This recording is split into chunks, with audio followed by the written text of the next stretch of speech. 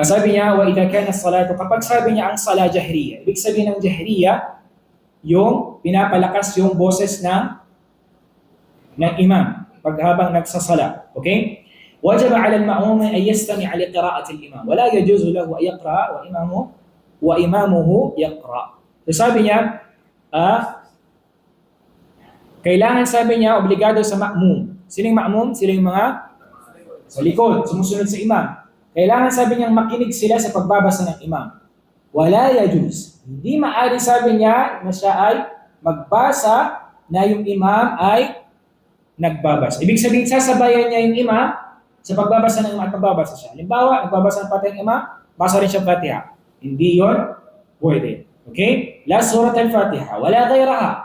Hindi pwede sabay ka ng Fatiha, gayon din yung iba pang mga surah. Okay? Wa idha quri'a al-Qur'an fastami'u lahu. Sabi ng Allah Subhanahu wa Ta'ala, kapag binabasa ang Quran, ay makinig kayo, sabi niya, wa ansitu, at manahimik kayo, la'allakum turhamun. Sabi ng Allah, upang sa ganon, kayo ay kaawaan ng Allah Subhanahu wa Ta'ala.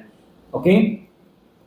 فلو أن القراءة تجب على المأموم لما أمر بتركها لسنة الاستماع. So sabi niya, kung wajib sabi niya ang qira'a sa ma'mum, ay dapat sana lama umira bitarki lisunnati al-istima'. Okay?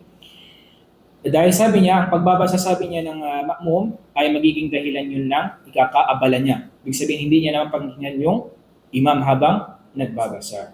So inshallah ta'ala, ipagpatuloy natin sa mga ibang araw. Okay?